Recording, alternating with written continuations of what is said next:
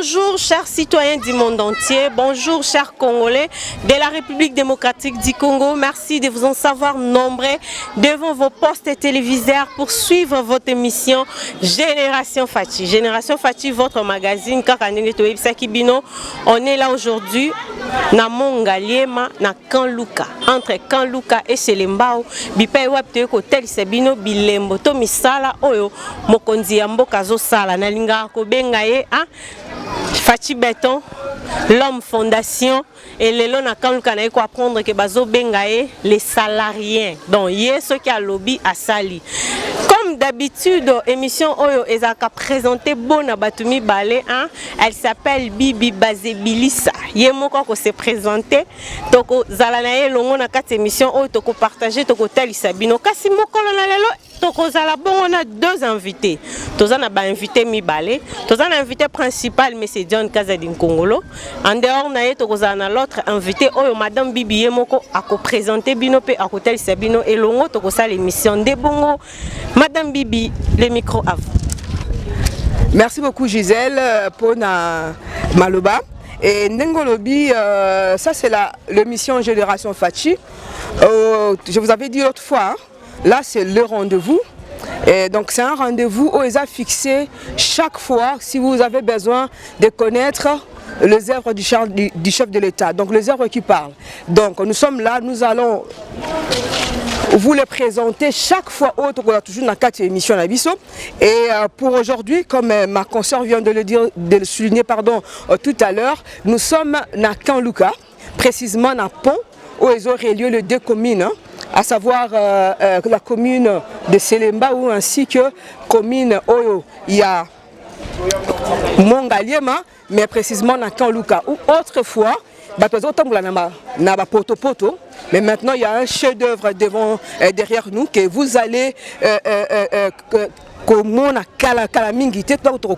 et puis beaucoup découvrir. Mais entre-temps, comme il y a deux invités, ma consoeur vient d'annoncer l'un des invités. Nous serons aussi avec M. Keita, c'est un honorable, donc il est du PSDE. Donc avec lui comme Azapé Mouto, Asalaka Moussala Yaba, projet, chantier, nous allons découvrir avec vous cette chef-d'œuvre au-delà derrière Bissot. Et ça juste un pont, il a porté il y a 100 mètres. Nous allons le découvrir avec vous. Tolanda. Suivons les images ensemble.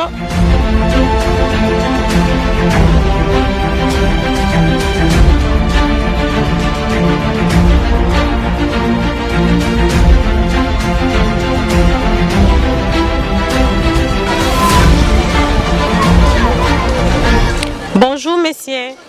Bonjour maman.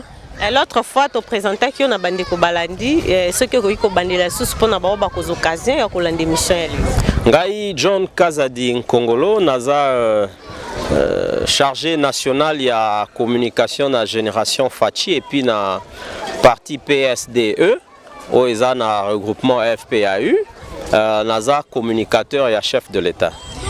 Moi Namboka John Kazadi Nkongolo asengo ezali mingi to yambio na kati émission Génération Fachi.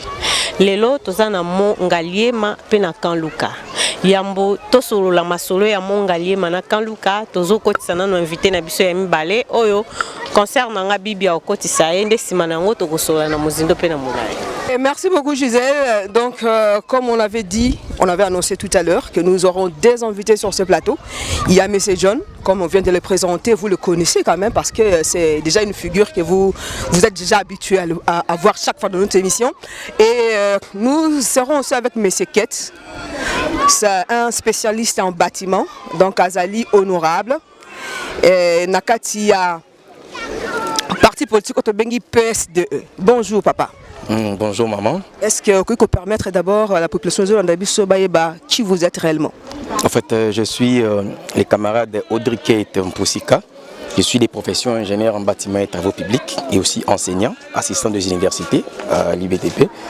Et je suis également le président national de la Ligue de jeunes du Parti socialiste démocrate et écologique PS2E, mais aussi de la génération Fachi Asbel. Ok, vous comprenez que moi beg hein? Donc vous avez le même domaine que moi. Donc entre temps, nous Maloba pas Gisèle. Merci beaucoup pour na ndengo pesinga lisusu maloba mwana mboka John Kazadi Nkongolo bayi Congo bayi mboka baza na posa ya ko comprendre lisolo ya bipai totelemi. Est-ce que na beaucoup c'est okoki ko limbola toza wapi peto yeko sa nini awa toye na Kanluka ezali na commune ya Ngaliema mais ezali ikangama na commune ya Selembao. Alors, toye awa parce que tozali na période où esengeli tola kisa que mandat ya Excellence Félix Antoine Tshisekedi Tshilombo ezali mandat plus qu'élogieux. Pourquoi? Parce que yé ko améliorer social ya ba Congolais. Mais tolingi topesa nde moi leçon. Leçon pourquoi? Parce que Congolais mingi baeba kité social et la kisinini. Yango tozali ko kita siko sur terrain, tola kisabango social à part coller à fufu na matembele na mpio dina soso social ezali pe na eloko mosusu ndenge tozalaki na bino na émission passée tolakisaki que social ezo considéré kaka civilité mais ba soldat pe pona ba soldat ndenge Fachi asaleli bango hôpital monene kitoko mais lelo toyesiko na kati ya cité na ba civil bango moko nde toyeli likolo awa ya pont oyo Fachi atongeli bana ya Kanluka pi secondairement bana ya Selembao biso tokoli na Ngaliema ngana koli na Pigeon côté ya top ya Boboliko tozalaki koya kotambola tango tozotanga na Bobokoli na Delvo tozaki kotambola batie libaya moko ya moke avant le kafofuta 500 francs et puis ozana risque pe odinda moko pe ba yanke pe ya baza pembeni wana bakangio pe ba menacer omoni kezalaki très dangereux. Situation ya pont wana ya moke zaki ko permettre traiter par exemple que poussou ekota parce que mutu akosomba marchandise na Selembao ana besoin aya nango na Kanluka mais moyen amema poussou ezate ozomona mituka fo ya ko décharger ba biloko ebele ba marchandise ba matériaux de construction biloko ebele même ba meuble ya ndaku mutu azo déménager alinga moyen aya nango ezate ozomona ata mutu azana maladie aza grave balingi bakati sengambu po ba memena hôpital mais moyen ezalité parce que pont ezalaki na condition moko ya malamu te nde toyawa parce que Fachi asali miracle yango ndenge balobaka transformer l'eau en vin yango Fachi asali parce que Fachi aza système ya Jésus aza président prophétique selon la prophétie de Simon Kimbangu ya Kimbangu alobaki moindo kokoma pembe kokoma moindo nde yango Fachi asali ça veut dire bomengo ba Congolais ezongeli ba Congolais hein et puis oyo ba mosusu banyonga kibiso pasi na bango pasi wana ezongeli bango ndenge pa na biso ba mongo tolobaka hein soso a lutandi lombe ikande ça veut dire soso azongi ndako na ye kozonga ya soso na ndako na ye wana do ezali ke Fachi azongisi ba espoir ya ba Congolais azongisi esengo ya ba Congolais échantillon ya ba Congolais wana nde Kanluka toyokaka Kanluka na moment ya ba élection eza parmi circonscription oyo esalaka ba voix mingi ba député mingi bazoya kozwa ba voix awa na ba mouvement politique na ba mouvement religieux ba mouvement ba jeune kaka Kanluka mais Kanluka yango bato ba dirigeaki mboka liboso ba négligeaki yango nde Fachi comme aza président du social alandi idéologie ya papa na ye ancêtre politique na biso le docteur Étienne Tshisekedi Wamulumba d'heureuse mémoire na slogan na le peuple d'abord Fachi alandiango yabi te mbongo ya l'État nakozwa nanga pe na tongi ba villa nanga mekosalelo côté mbongo wana ya l'État etonga pompo na bana ya Kanluka et salamate depuis Congo ezala Congo depuis ba Belge depuis Kasavubu depuis Mobutu depuis Mouzé depuis Joseph Kabila lelo Fachi nde na esika eloko ezala kite abotisi pont tala pont yango eza moderne hein et kei mètre moulaï 100 mètres. Vous comprenez? Et puis à Tongi yango nanini abengi chinois te asali yango na entreprise congolaise. Ça veut dire ba ingénieur congolais ba koti na laboratoire ba raisonner plan ya pont bazui pe ba matériaux ya ba congolais, ça dit mabanga ya Congo, ciment salami na Congo, mabende salami na Congo, nyonso ya Congo bazui yango balambi babongisi batongi pont. Ozo comprendre? Mwana mboka tokati ona muke bande ko balandi na ebi ke bozo comprendre ambiance ya émission ba ifachi toye ande poto talisa bino bilembo kasi poto monopoliser parole te tozana ba invité belé nde tozongi kota mwana mboka honorable futur honorable monsieur Keita okoki ko limbolela biso parce que yoza di domaine expliquer biso nanu musala oyo okoki ko sala lecture na yango boni. Oui, alors merci beaucoup mon amboka Gisèle. Ndenge nalobaki ne bandeli qui naza d'abord président national de la Ligue de jeunes et génération Fachi Asbel. Yango eza Asbel moko objectif principal nango eza nanu ko soutenir, ko accompagner et ko pérenniser l'action chef de l'État. Alors ko soutenir l'action chef de l'État eza pe ko vulgariser l'action na OMN oazo sala. C'est l'un des rares présidents au Banda à côté accès à pouvoir, il fait de très grandes choses, mais au Yozolo Belama mingité parce que pour nous azomo nangoza lokomoko normal. Tout décida qui génération Fachi tozu makambo en main. Désormais ndenge to sala comme meseno, yon toza le soya pont le bout du pont no mekomeka ko lobela moi citation na pont. Alors toza liboso ya pont le bout di ozo kangisa commune Ngalema na commune à Selembao. Alors ici tout à la ka ponté, tout à l'onzela. Parce que pont ezaka ouvrage moko ya ko franchir obstacle où ezala kiawa. Ndeko nangai Kinshasa eza métropole moko munene avec plus de 12 millions d'habitants mais inéquitablement répartis. C'est-à-dire la superficie de Kin 90% ya bato baza concentré seulement na 20% de la superficie à Kinshasa. Ce qui fait que tous habitants sont concentrés na rayon moko ya 30 km ya centre-ville. 90% il y a 12 millions bavandi ici comme moi liboké. Mais ça là et puis ça va problème ming ba difficulté sur le plan de logement, surtout sur le plan de circulation. Depuis que Kotambola na Kinshasa et comment encore sont terrible. Pourquoi? Parce que tous les 90% 12 millions d'habitants on a Kotambola principalement et essentiellement car sur cette grande route. Boulevard 30 juin, boulevard Triomphal, Senoué, avenue 24 novembre, avenue Bypass, route de Matadi, boulevard Lumumba, aujourd'hui Nguma. Donc essentiellement totalement kaka sur 7 sur 9 grandes routes malgré le nombre autozawana. Ce qui fait que circulation est aisée vraiment. Alors pour nous désengorger Kinshasa, il a fallu Mokonzamboka comme un projet impact visible KKT. Par exemple, un projet avec planification pour résoudre de vrais problèmes quotidiens de la population, à accès projet sur l'axe où il faut désengorger réellement Kinshasa pour Nabola Mouya Congolais. Entre autres, avenue Oyozouta, Banda, Kitambo, station ma campagne Jamaïque et Kouti, parce que avec le temps, on avait besoin de Kaka na soit avenue Kasavubu ou bien Nzela ya Ipen pour kende ou Tangali mo kende par exemple boom. Mais sotali à part Nzela lengesa Nzela oza banzela oyo ko résoudre un problème social. Nzela est un premier vecteur de développement économique, socio-économique. On ne parlera jamais du social ce qui banzela zate. Ndingisa ndagisa Nzela oyo pas seulement et puis si ouverture sur Nzela et l'on la sécurité, Nzela et puis ça a valeur dans le milieu, Nzela et puis ça a force financière dans Nzela. Nzela comme awa, ba maman nyonso oyo moyeba que des villes ezate peut facilement exploiter l'espace na pour na bloc moko rentable. Mais aussi Nzela eza eloko oyo sans yango développement éco-koyate.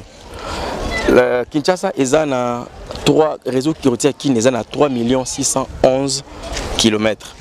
Mais même pas 2% il y a réseau routier wana est asphalté ou bitumé pour permettre ba Yimboka ba se retrouver. Même pas. D'ailleurs le 2% est sur les plans national. C'est les réseaux routiers RDC qui composent les 153 800 km de route. Il y a seulement environ 3% des bitumés. Donc concentré basiquement. Alors nous disons merci beaucoup au chef de l'État parce que ndenge na lobaki yango azosala ba projet ya kopakola mafuta te et impact visible te et ba projet ezo résoudre ba vrai problème ya ba congolais ndaki c'est nzela ya Kanluka nzela elengisa oyo esalamaki nanga kana yeba c'est un pont moko d'une portée au moins à 100 mètres. Hein? 100 mètres de longueur.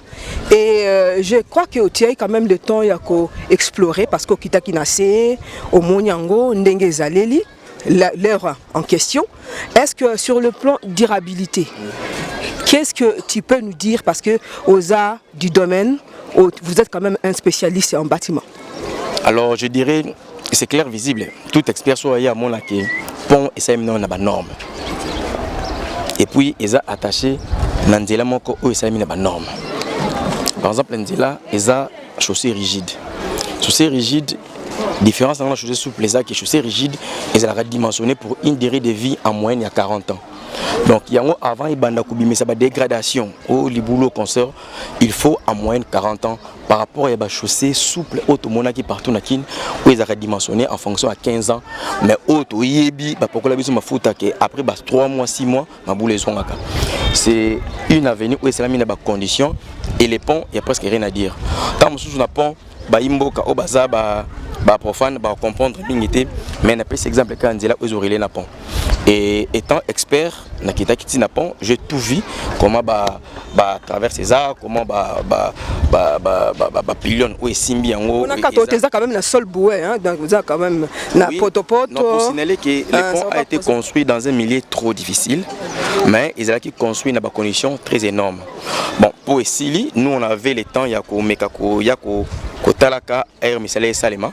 On a vu que babanaki na nukulité pour na koluka comment canaliser même mai parce que canalisation na ils a fait na radio moko très solide. Alors donc en gros ils a musala ou salami na bana entreprise mo ya bana mboka o bati patriotisme liboso ya misolo.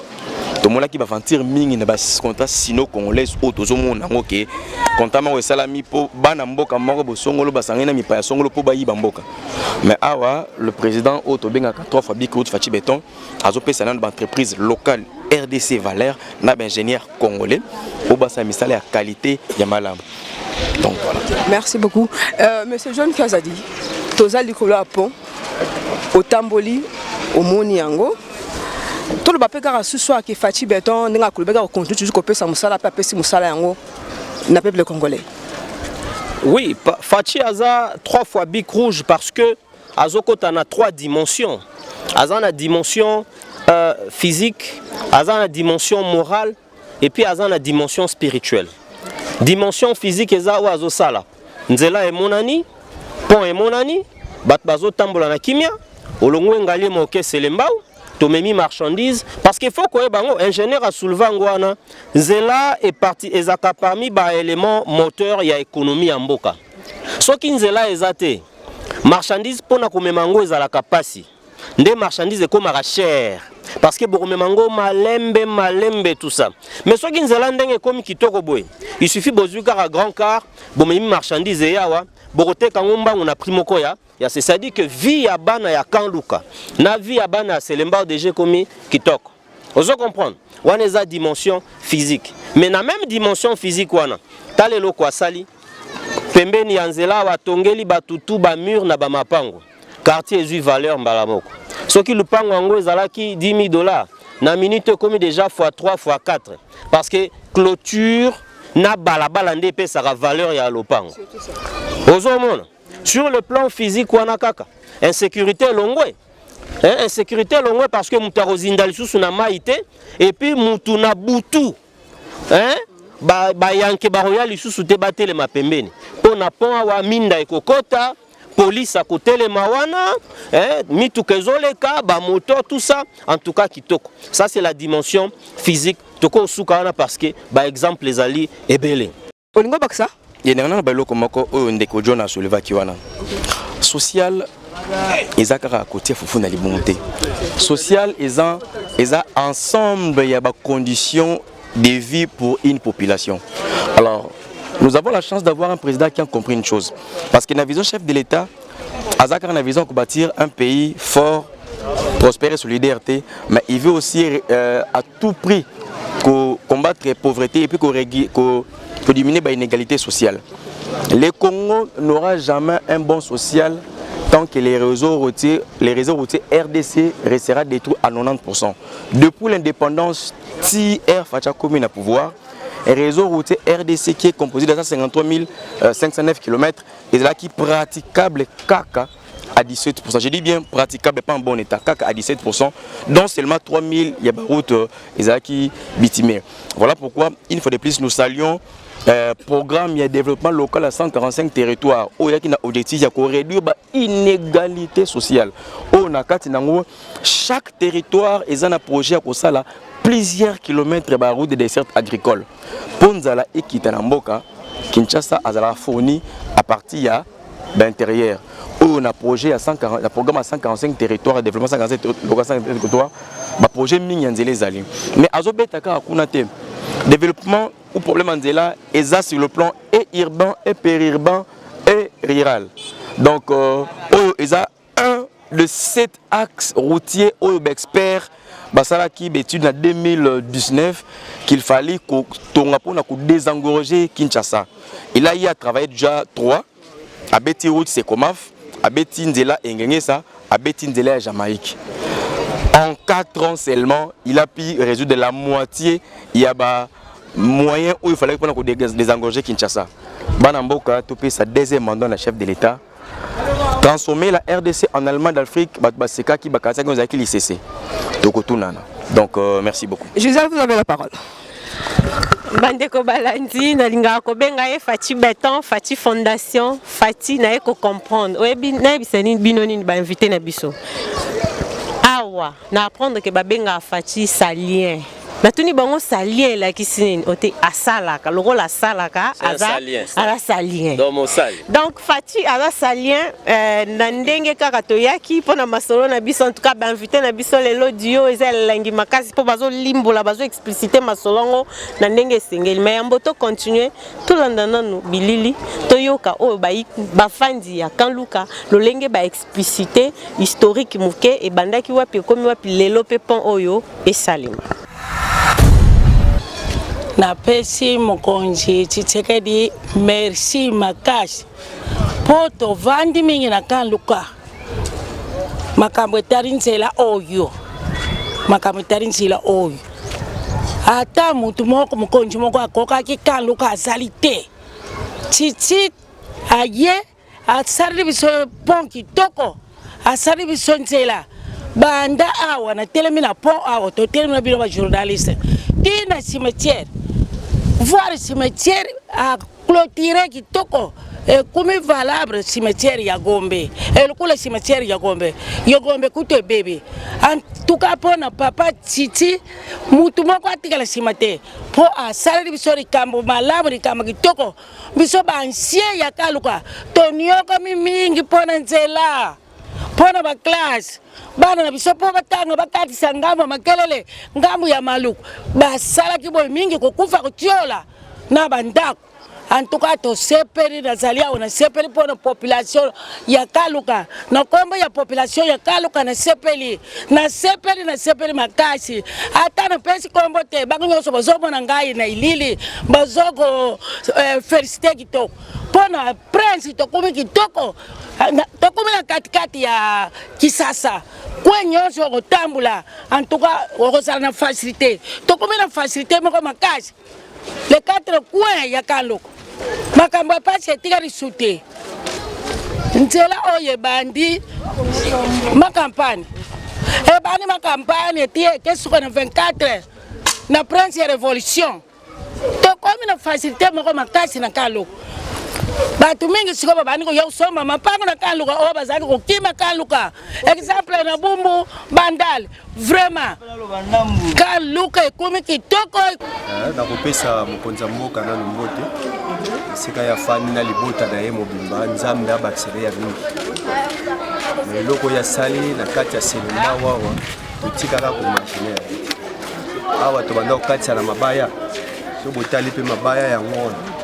mabaya wana ezalaki kita mata même so nyati mayo ozenzela oke ye moko aye alakisana na epreuve anyata mayo na mabaya akatisa awa na mabaya ya pont wana lelo tozomona eloko boye fo tokumisa nzambe sa ye moto mosusu akosala te oyo balobi ya de pere de mere yango tozolanda baloba na ye oyo asali nzambe abakiseli mikolo ebele.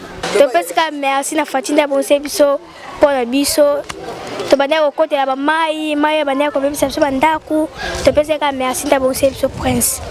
Naza na esengo ebele parce que tosouffrir awa depuis 2017 no bazorode biso sous référence kana papa Nzomos kokata musala ba rupture à part confinement d'accord wana ezalaki ka moko général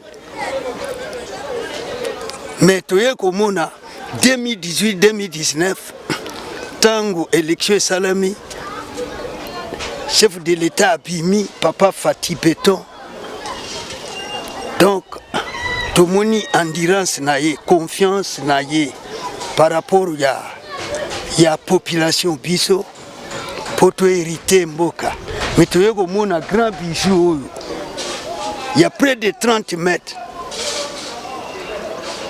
donc tinachèvement nango bien que ba retouche ya mike eza donc ezali likambo ya kokama. Merci mingi na yo moko la première dame hein mwasi ya Yambo Ekolo madame Denise Nyakero Tshisekedi pembeni ya papa pona ko sosolisa hein papa ko pesa ye ba conseil ba idée ko salete azala toujours na kata musala balobi derrière un grand homme mwasi ya makasi azalaka matondo mingi na partenaire numéro 1 ya émission oyo Fanny Bomandeke mwasi ya pembe ngana lobaka yo il faut zalara pour so zala kitembe génération Fatima mingi mwana mboka John Kazadi Nkongolo toyoki ndenge ingénieur Keita afongoleli biso futur député na biso ya PSD lilobanini ya suka oyo zana ngoko kolimbola premièrement pour na bana ya Kanluka po émission oyo bakolanda yango na bana ya Kanluka pe bazolanda yango po oyo basaleli bango po ete bazala bien batambola bien commerce na bango mata économie za la bien circulation za normale insécurité si la conseil nini to message nini koki kopesa bango par rapport eloko mokonzi mboka saleli. Bon bana ya Kanluka d'abord toko féliciter bango po bayambi ouvrage oyo na esengo makasi po ezalaka na ba place mususu pe mutu ayeko kabela oyo boyi na okozwa po lingi mutu wana te mais bana Kanluka balakisi penza que balingi président na bango le président salien président oyo asalaka balingi ye po bayambi ouvrage yango kitoko alors na esika wana na kanisi ete bako protéger pe pont yango bako bebisa yango te bakokende kocha basalite pembeni te bakobuka mabende po bateka te bref bakozwa penza pont oyo eza neti bomoi na bango mobimba po na Kanluka e continuer ko garder valeur nango ozomona ya mibale na kosenga na bana ya Kanluka ba mama batata bana bilenge basi na mibali décembre oyo tozokende na maponami président azakaka moko le président salien 3 fois bic rouge le vrai soso ya mboka soso aulutandi lombe ikande soso azongi ndako na ye ya Fachi nde eza Kanluka bakovote kaka Fachi mais na sima ya Fachi eza na ba député oyo ya kovote pona Lukunga ba député ya kovote pona Ngaliema ba conseiller municipaux ya kovote pona ba quartier na bango ainsi de suite batala malamu ba candidat o bakozala na elongi ya Fachi mais bazala kaka na elongi ya Fachi te bazala pe na idéologie ya Fachi po toyebi mingi bakoya na elongi ya Fachi mais baza bato ya lokuta po bazalaka na ba régime passé bazalaka na ba mandat passé basalaki eloko te po na bana Kanluka Fachi na mopepene ya sika en tout cas tomoni Kanluka penza kitoko ndenge nazabo etoko vanda tia wa 23h to katsa pont toke nani selemba kitoko ndenge tozabwe mupepe ya kuluna pe diminuer to kuluna zaki profiter na ba pont ya mike na ba mai ndenge zali tout ça kitoko ndenge tozabwe bandako kobuka na pe lisusu te po bandako zaki obuka na tangu pont ezate canalisation ezate mai ezo déborder ezo buka bandako mais société Aron Sefu Sarl Oyazamwa na Mboka Oyo Fachi Azui pour na kotia en œuvre projet Oyo batongi penza ba canalisation minene bino moko bokotambola na caméra bokomona penza ki basali le romo un service complet ezateneti ba entrepreneur mususu tozwaka bango na ba mandat passé atongeli bino pont atongi ka niveau te atongi ka niveau atongi pondambo. Allez, tant on boule beti, maman yoane et créer érosion ici quand vous érosion za la quitter mais on pensa to ebi que eza ouvrage moko complet, un projet complet, na pont, na ba caniveau, na nyonso canalisation, na ba mur ya mapangu, tina cimetière ya Kitambo kuna et jupe clôture nango en tout cas quand luka ekomi neti ma campagne kaka neti jamaïcain quand luka ekomi na ebité kitoko. Yambola zongi samalobe pas moi et pas Bibi concernant nga zongi non pas papa Kate. Ah yo za candidat. Ce qui les loba na quand luka ba voter o ki mato rozalara pour ça il a bon misala. Alors ndeko mwana mboka Gisèle soki le lot toza ba candidat ezapo tolingi ko accompagner chef de l'État na vision na EP action na EPO toza parmi bat oyo to comprendre et puis to ko incarnango facilement toza na mokonzi mboka oyo ndenge ndeke John abengi Munkishi.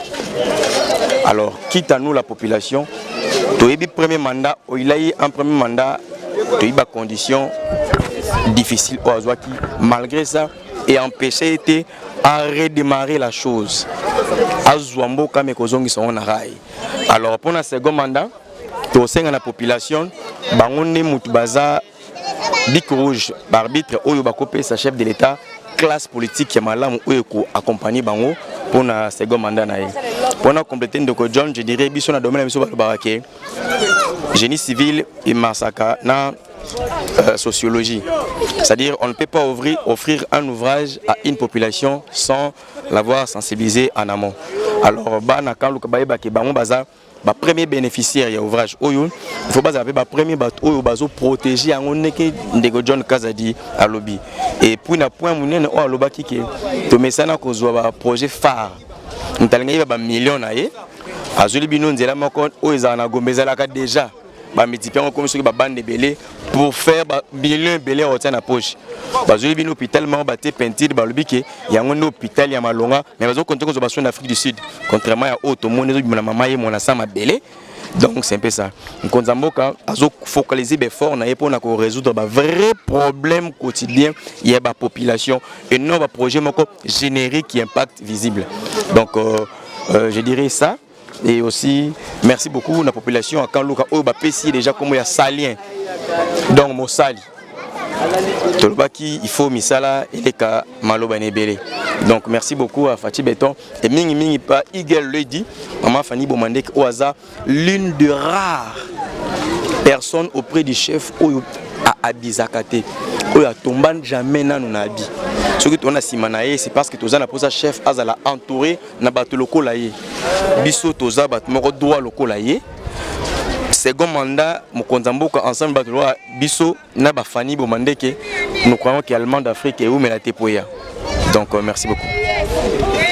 Ok, merci beaucoup. Nayoki Olobi likambu ya salien parce que c'est ça non surnom au Bapesi Fatih Béton à niveau ya Kanlouka et en parlant des saliens wana et puis na likambu mécanisme au ma consoeur a ko loba tout à l'heure et garder kaka rénovation bien et garder modèle nango to coûter nous a toujours malamu. Je crois qu'il y avait un monsieur Tomika qui a interviewé PAwa ezaki monsieur Aimé son mot si je crois à la kisa biso nani ba art na bango bazo sala bango moko donc aza quand même natif il y a Kanlouka et à le bail que no ba sala ba poubelle bango ba sala qui déjà parce que bazana ONG bango ba Evraka o ba kozala ko travailler toujours en collaboration avec nani le maître d'œuvre ici si possibilité il y a de façon que ba tiango le long il y a pont pour que les déchets éco-taratés, parce qu'il y a souvent la base pour que baby ça œuvre ça la surtout chaussée et il y a vraiment saleté mingité. Donc je crois que c'est ça. Il y a aussi des images. Si patient peut quand même nous balancer ces images pour tout le monde, de quoi il était question avec monsieur Aimé. Bazia déchets plastiques. Ezali pavé fabriqué à base de déchets plastiques. C'est-à-dire que les déchets plastiques, tout ça N'engeza boé approuvé dans le laboratoire national et office de route. N'engeza boé dans la vie collé béton. Comment il a retraversé était, alors ça la fissure était, à couvrir plus de 100 ans. L'air plastique boé biso va na sama belé mbula boni. Si ko n'engeza bon na mabelé na fabrication na biso. Donc, made in Controbaki bio. Bio. La nature. Ils ont produit bio. Ndena lobaka. On a fachi. Bako comprendre ciment. Oui. On comprend. C'est-à-dire balobien, bazoloba. Basalien, bazosala. Nous sommes pour les saliens. Ceux qui ont bien fachi, aza salien. Il ne répond pas. Il ne fait que faire son travail, il avance. Les chiens aboient, la caravane passe. Biso ba collégien net aux soutenir ngai personnellement. Tu vois que tu as na Kan Luka, tu es sur le pont au Utiko Tongama et tu as la population na biso na pont Lubudia. Merci Gisèle. Donc tu as pour son nom la population. Bah ça biso ba réaction na ba impression par rapport à chef d'œuvre oh ba saleli bango mbote na biso ba maman boza ba na Kan Luka. OK biso nous tous nous sommes des Congolais mais bino boza na commune à Kan Luka. Maman ozo mona eloko ya muneno yo o fachi beton asali yo en tant que maman Coco impressionné les andeni maman na sepeli mingi o tozalaki na bango to botama na bango bazala ko zela po esalama ba moni yango te ba wuti ko kufa bongo ngai mama talanga mama mobimba sikoyo na moni po esengo papa yitekele to pesi ye merci mingi azala umela papa yitekele OK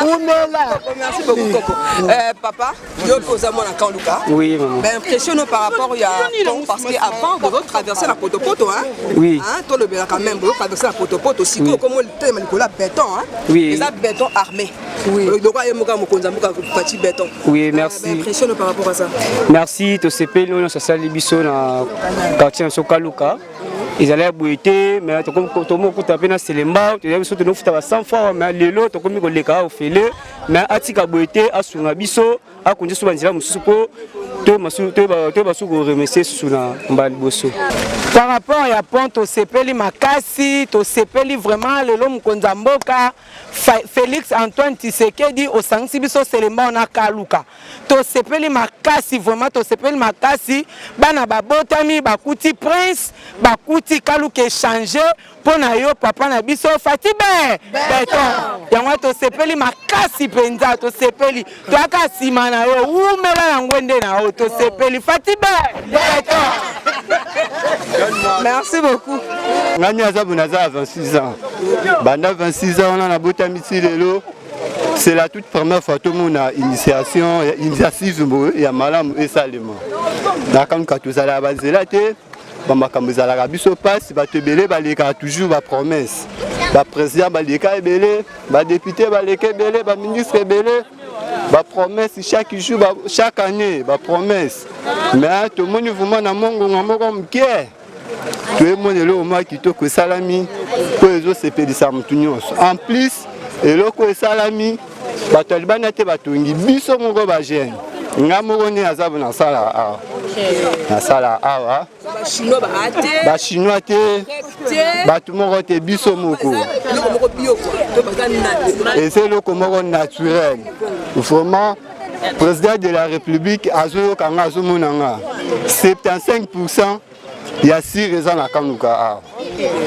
Biso moto ko voter to ko bimisa 25% to pesango bato ba ko sa biso mais 75% et ça y il y a sûr vraiment aza vraiment la ko bima vraiment ya sûr asengi biso ba voter mais comment on a vraiment loko ya boui et ça déjà ko l'axa déjà qui ba voix déjà faisable.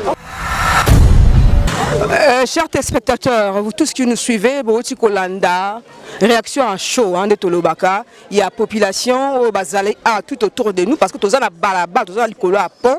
Bon, Monique, nous sommes quand même entourés de la population à Kaluka. Qu'est-ce que nous sommes en train de dire pour que bon, on peut bâtir à Bango Maloba. Et puis, Boyoki, à côté à M. John Kazadi, par rapport à ce que la population vient de dire. Vous avez un mot à ajouter? Vraiment, population a raison. Awaeza et lokomoko et uti bango na mutema. Et lokomoko nza saleli bango et salamate.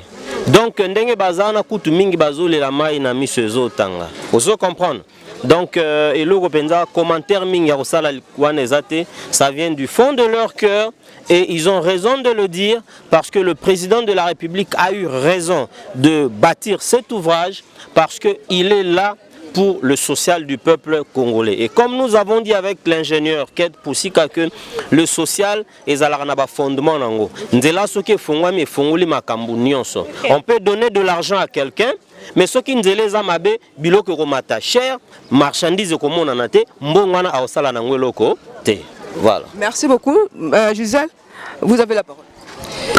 Bandeko Balanzi, kaka ndenge bibi auti koloba et puis mwana mboka Kazadi asiliko talisa par rapport à réaction ya bafandi ya Kanluka ndenge basiliko talisa volonté na bango baike ba PCA 75% ba mususu balobi 85%. Mais ya kokamo ezake na ye awa na Kanluka ba invité na biso. Monsieur Keita, monsieur Kazadi. Tokuti mwana classe ba fachi awa. Eloko nini bokoki ko bakisa muke par rapport ya mwana classe ba fachi.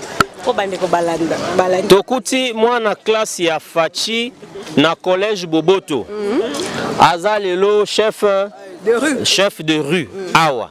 Yende ayambi biso et bokomona ndenge asali interview na ndenge pe a lobby. Eza kitoko makasi et sali fierté makasi et puis baoyo batiaka tembe. Ba comprendre siko que Fachi azalaki sur le banc de l'école moko ya kitoko. Fachi nde soso ya mboka. Toyebe sika abotama esika tanga Fachi akendaka pe tobi place akendaka matanga ya mama Kulutu, ya mama Leki, matanga ya Koko, en tout cas vrai soso ya mboka, tozali suna besoin ba pigeon te ba ndeke te. Toza besoin soso ya mboka. Soso a lutandi lombe ikande pana biso ba mongo balobaka ndenge wana Fachi ase azongi mboka soso ya mboka ye abwaka maki ya pembe ya propre et bota ba poussin et ça la ferme. Je crois que na lobi ebele. Est-ce que nakosukisa nanga wana? Okosukisa awa camarade Keita, ingénieur mwana mboka papa Aimé Claude, mwana classe ya ba Fachi Beton mukonza mboka. Alobi azalaka chef de classe, mais malgré que chef de classe nae, bazalaki ko benga Fachi bon gardien. Depuis l'école primaire, réaction de cause anine par rapport à l'eau. Alors merci beaucoup mwana mboka, maman Gisèle, moi je dirais ceci. Biso ba Kongo tolobaka ufungo dia bandoki kala ewako elakisi boyi ata na kati ya likita ya bandoki foza na oyo na kati soki bango sala projet atake no photo lia toro John apesa ta raison que to lia na John te tozela nanu boye to lia esima ni koloba boye soki bat baloba ke politique eza monde mabe monde à destruction mais na kati loko bandoki na za na oyo to moni mo na classe ba Fachi. Il a dit que non, Fachi a une nationalité douteuse. Origine, il y a un bêta nanate. De père et de mère. Aza de père et de mère, Aza na ban la classe nae. Il y a un Monique pour la première fois bana Congo ezala Congo. Et si ka oh basala complicité, il y a ko détruire Congo ko imposer biso guerre moko injuste. Pour la première fois, un président po Aza mwana Congo a tonné abi na lingi li susute. Est beaucoup exploitant sous bongoté ce que bolingi boya ko coopérer na biso de face en face et puis tout ça la négociation. C'est pour dire que tout kuta mo la classe ba Fachi. Na vivant pe na manzambo na mona bona classe ba Fachi. Ufonga dia bandoki kala ewako.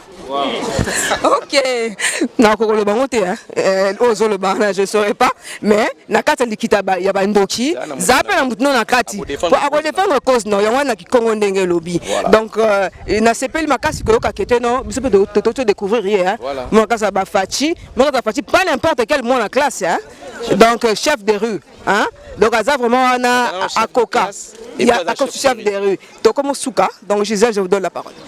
Merci Merci beaucoup bandeko balandi bino batu bozwa ki libaku ya kolanda biso to tondeli bino botondi to pesi bino opportunité ya kolanda bilili ya misala o mukonzi ya mboka azoko sala na kati ya mboka na biso ya boye na ebite songa na biso lisusu ke sengeli o voter to sengeli o kanisa parce que misala yango moko ezotalisa o ya zali Génération Fachi émission na bino eye wana juste pona ko talisa bino misala o mukonzi ya mboka azosala kasi pona mukola lelo ndeto yambela kibino ba invité na biso ya makasi ingénieur expert na makambo etali bâtiment monsieur Keita wazali bongo honorable futur azali koya na ebete baye nyonso ba imboka nyonso ba kolanda ba kozanga kopesa ye ba voix te po azala nzinga mukonzi ya mboka ba soutenir musala e bongo to pesi matondi na ye moko John Kazadi Nkongolo par sec ya chargé de mission personnelle ya chef de l'État Fanny Bomandeke mwasi ya Maele mwasi ya Bwanya